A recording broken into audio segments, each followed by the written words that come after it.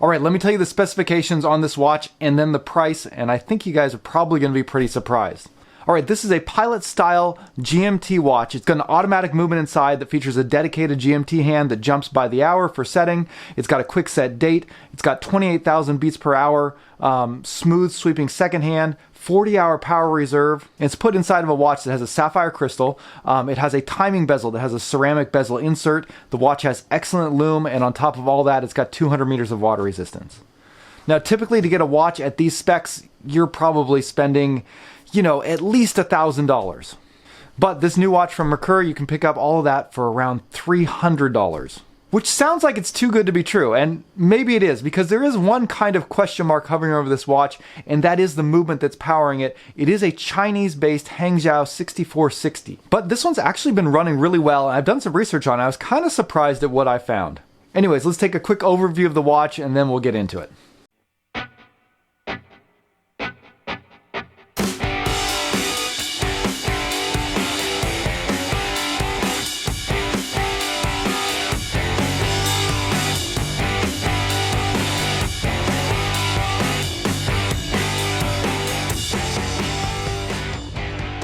Hey guys, this is Dave. Welcome back to Just the Watch, the budget watch collecting channel.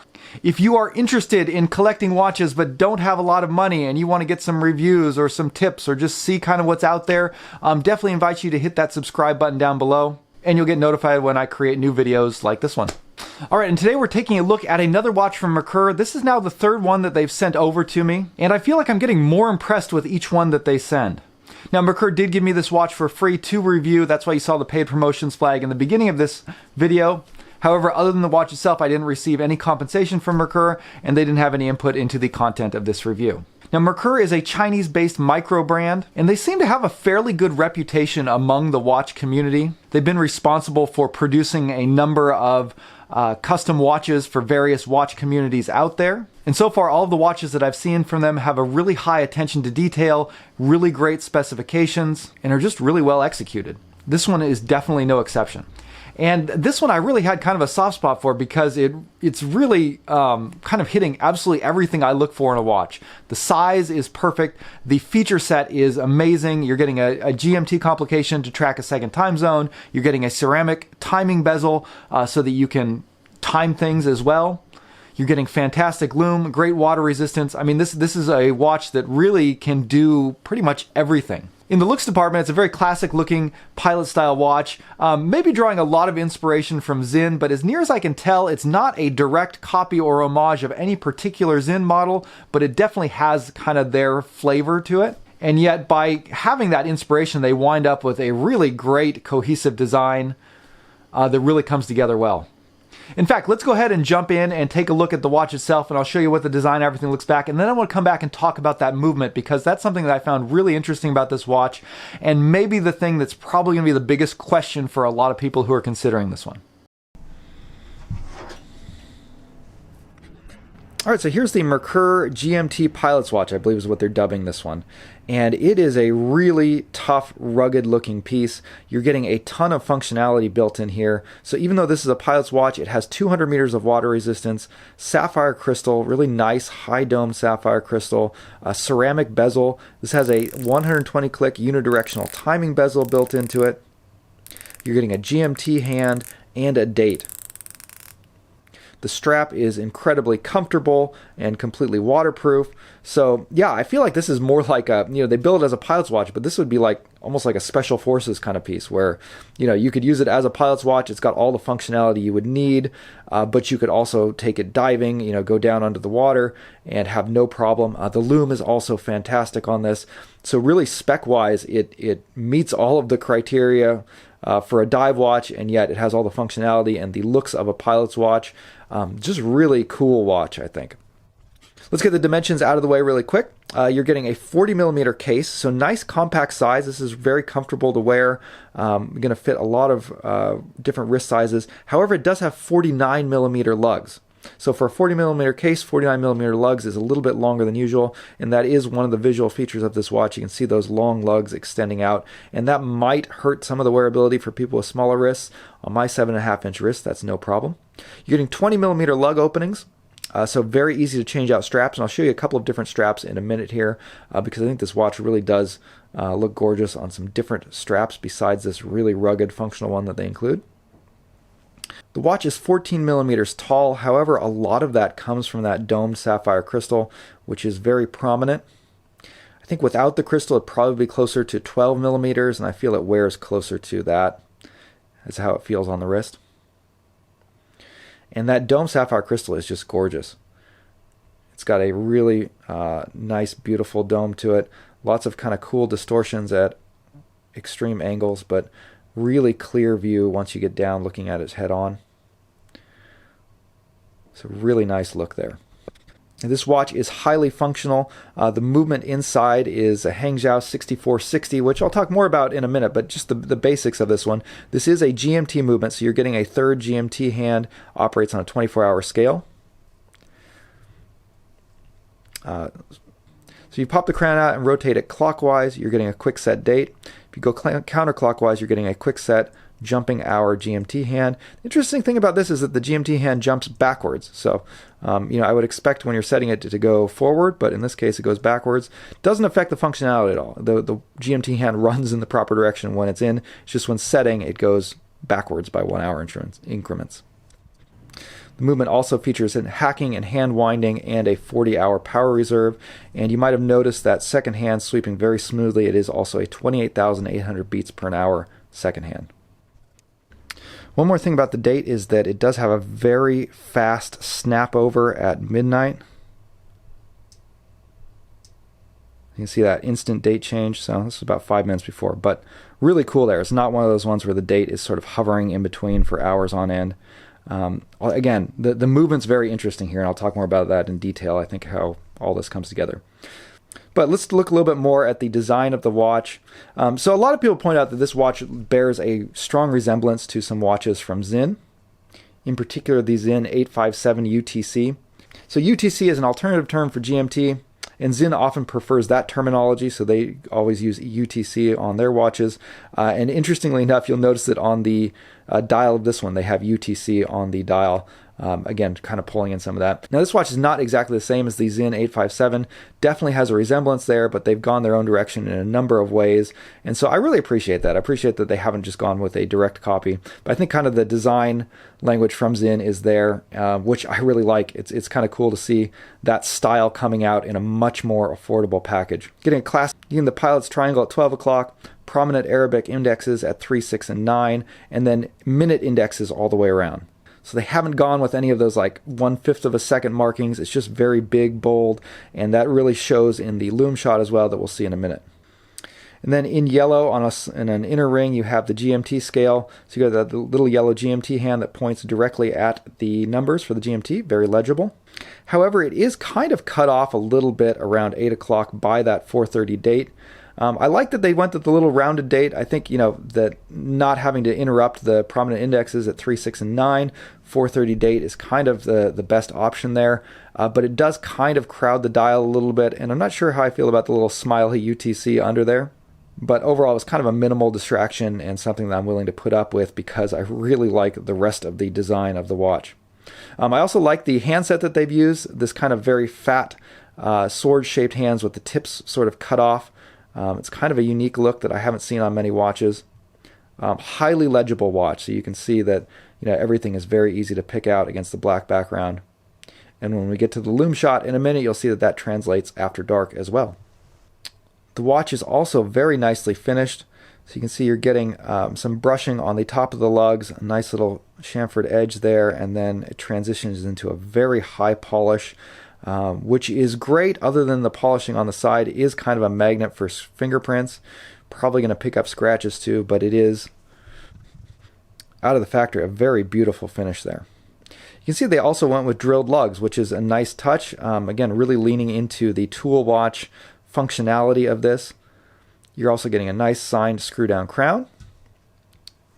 Kind of a cool case back with an eagle etched in. You'll notice on the case back they are marking it as 200 meters of water resistance. Last time I went to their website, they had this listed at 100 meters, so there was some confusion there. I reached out to Merkur and they said that it is in fact a 200 meter water resistance. They made a mistake on the specifications on the website that they need to update. So let's talk about this strap for a little bit. So they build this as a fluorine rubber strap. I believe that's kind of a generic term for an FMK rubber strap. It's got kind of this very aggressive waffle pattern on the top, almost looks like spikes, but then that kind of diving ripple here, which allows the strap to expand. Now this is some of the most flexible rubber I've ever used. It has a lot of elasticity to it. So that makes the strap very comfortable on the wrist. I mean, like it's almost like one of those elastic straps on the feel of it. So that's kind of what this waffle, this little ripple here is meant for. It's meant to allow the watch to stretch. So if your wrist swells or changes, the strap can accommodate that. And that all results in a very comfortable strap. This is also a very tough, very aggressive looking strap. So again, I'll swap it over to some different straps later on so you can see. You can really mix up the look of this watch depending on the strap that you put it on. An interesting kind of part of this is that they did include quick release spring bars. However, the strap is so thick at this point that it's really hard to get your fingernail down in there to actually use the quick release spring bar. So I haven't actually been able to use those. That's kind of a minor complaint. Quick release spring bars are usually a bonus anyways, but for the most part I've been using the drilled lugs and just popping a spring bar tool in there to use that to remove these straps and add them in and out, or using a spring bar tool to get in there and hit that little latch on the quick release. But doesn't affect the functionality of the watch. Okay, another strong point of this watch is the lume. Let's go ahead and take a closer look at it. Now, legibility is one of the hallmarks of a good pilot's watch, and the Merkur GMT Pilot definitely has that in the daytime. You get really high legibility with the dial, with those really large white contrasting hands. And this watch maintains that visibility really well in the dark with the C3 Super Luminova applied to it. It appears to be applied very generously, and you're getting it in a lot of different places throughout the dial. I think it's cool how they loomed each individual minute tick, and then that pilot's triangle at the 12 o'clock makes it really easy to orient the watch along with the large loomed Arabics. And the round lume pip on the bezel is also incredibly bright as well, so you have full use of the timing function in the dark also. Really the only thing I wish they would have changed on this is I really wish they would have done a fully loomed second hand. I think that would have looked really cool. As it is, the second hand is not loomed at all. So for a pilot style watch, I think that's fine, but maybe just a little bit of a missed opportunity there. But exactly how good is the lume on this watch? I'm going to throw it up against a full lume test with some other watches in my collection. I wasn't sure how this watch was going to perform, so I went ahead and did a full 3-hour lume test, but I'm going to go ahead and grade these watches after 1 hour because I think that's a more standard criteria. Now, I'm still working on a lume measurement system, and this is kind of a beta version of it, but I'm going to be giving each of these watches a score that is based on the apparent brightness that I was able to measure off the images from my camera. So there's a little bit of objectivity here. I'm not just basing this based on what I see on my eye, but I'm basing it on the actual values that I was able to take off the computer. Converting that into my own score system here, the Merkur comes in tied for first place on handset with a score of 32. And it comes in second place on markers with a score of 21. Now you notice that the Orient is kind of wildly imbalanced. The markers are much less bright on the Orient. And likewise, the Merkur has much stronger glow on the hands than the Samurai, which beat it out in markers. So even though it scored second place in both of these, I think if you take an overall measurement, I think it has the best lume by far in this test. So the fact that it's beating out the Seiko Samurai really speaks a lot for the strength of the lume that Merkur has put on this watch. And that's always really nice to see. If you're curious what all these numbers mean, basically a score of 100 is the equivalent of a Seiko Samurai at full brightness, or pretty close to it. Again, this is a system I'm kind of working on and trying to get a full video put together on it, but here's another sneak preview of some of the numbers I've been crunching on this. Okay, let's talk about the movement inside this watch. It's a Chinese-made Hang Zhou 6460. Now, Chinese movements have kind of a reputation for being hit and miss when it comes to quality and longevity. There are a lot of incredibly cheap Chinese movements that cost next to nothing, and even though they're an automatic movement, they tend to break down very quickly, to not run very accurately. And so there's a lot of concern, I think, among people when they hear of a watch having a Chinese movement. And I know that's always kind of a red flag for me. It's sort of a question mark then, about whether I want to invest that money into a watch when the movement is kind of an unknown quantity. And while $300 is an absolutely amazing price for a watch with these specs with an automatic GMT movement in it, if that automatic GMT movement isn't a high quality one, you know, the rest of the specs don't really matter. If the movement's going to break within a couple of weeks, you're kind of out of luck. However, the manufacturer of this movement, Hang Zhou, is beginning to get kind of a reputation for producing some pretty high quality Chinese movements. I've seen their movements start to enter into a lot of different micro brands. In fact, I've reviewed, I think, 3 different watches that feature Hang Zhou movements on the channel. So what is this one that's inside here? After doing a little bit of research, what I found out is that this Hang Zhou 6460 is actually an ETA 2836-2 clone, similar to what Certina does on their movements. However, Hang Zhou has modified that movement. So the original ETA 2836-2 is a day-date complication movement. This one, they've removed the day complication and added in a GMT complication. However, it still maintains that 28,800 beats per hour smooth sweeping second hand and the 40-hour power reserve. And that to me makes me feel a lot more comfortable about this movement, knowing that it is coming off of an ETA design and knowing that a lot of the parts are interchangeable with ETA parts. That means you're going to have a lot better chance of finding someone who can work on this movement because they're going to be familiar with the architecture inside of it, and also because the parts are relatively intercompatible.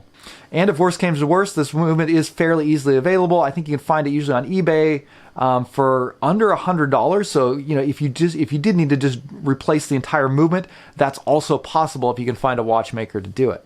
But hopefully you won't even need to have that happen.